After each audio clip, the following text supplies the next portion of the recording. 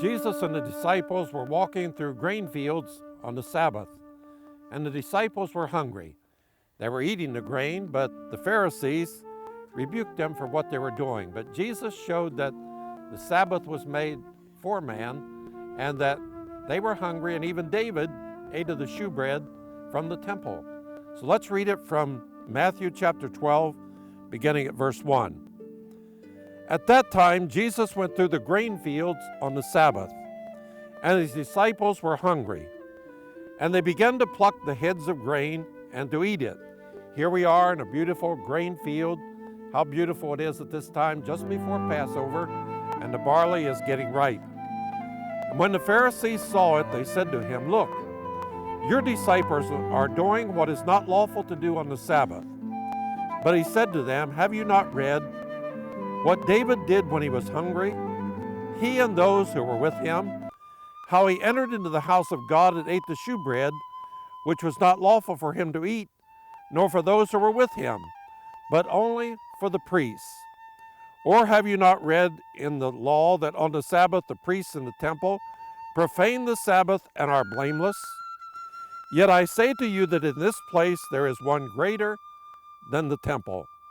But if you had known what this means, I desire mercy and not sacrifice, you would not have condemned the guiltless. For the Son of Man is Lord even of the Sabbath." And now here is Ari Bar David to tell us more about this incident in the life of Jesus, and also explain about the barley fields, the Hebrew calendar, and Passover.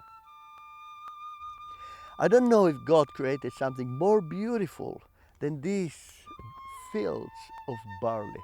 Not just of barley, but of ready barley, ready to be harvested. You know, the Lord used the same thing when he said, "Look on the fields, they are ready to be harvested." And he talked about human being, about people that will believe in the Lord, and they will look like the grain ready to be harvested. Now, I want to talk a little bit about the barley. We've just heard that the Lord was walking in a field like this on Shabbat. And here the disciples were picking the seeds or the kernels of the barley and were just putting in their mouth and were eating. Like I'm doing now. Excellent, excellent taste.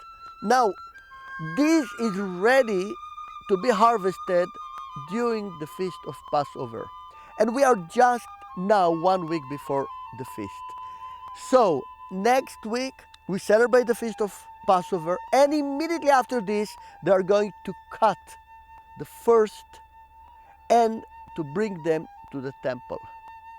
Why to the temple? Because God commanded the first fruit of the barley should be lifted up to me. And then in biblical time, for almost more than 2 months, it took them to cut all these fields full of barley. Now, let us see how God did it, that we always will have the barley ready after Passover. The Jewish calendar, the biblical calendar, goes through the moon and through the sun, which means this will be ready according to the situation of the sun, right? It will be full of seed.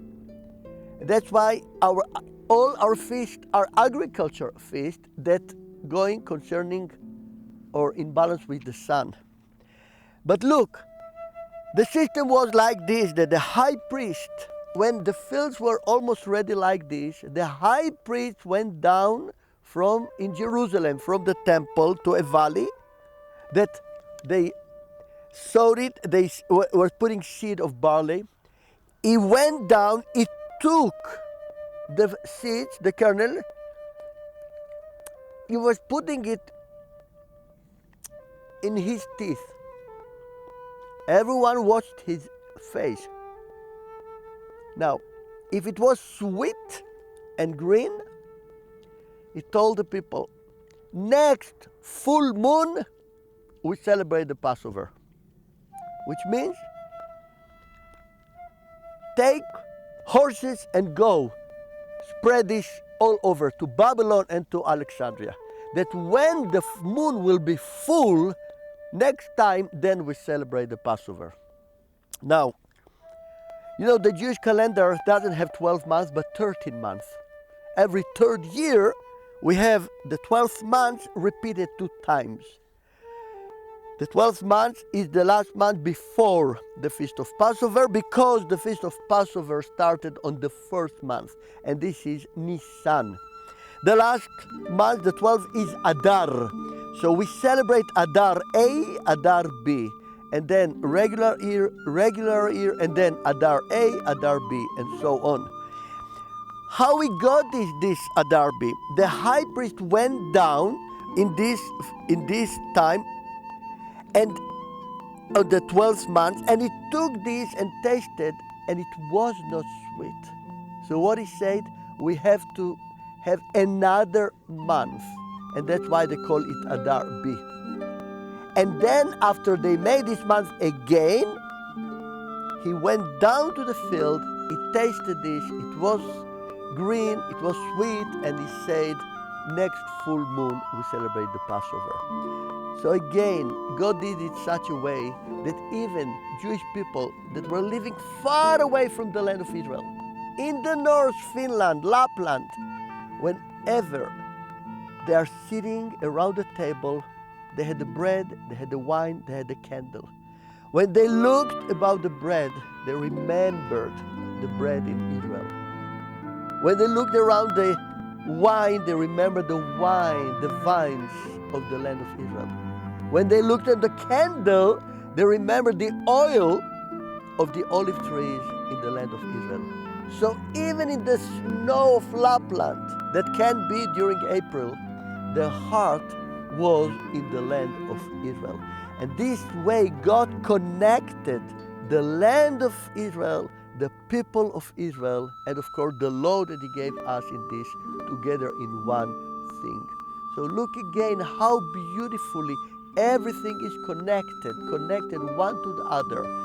No doubt, God wanted his people to dwell here in this land. When they disobeyed, he kicked them away. But when his mercies came to him, he brought them back to this land.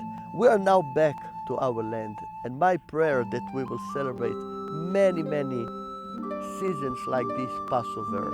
And more than anything, that the day will come soon when the Lord will come here, build his temple here, and we will celebrate it together with our Lord Yeshua.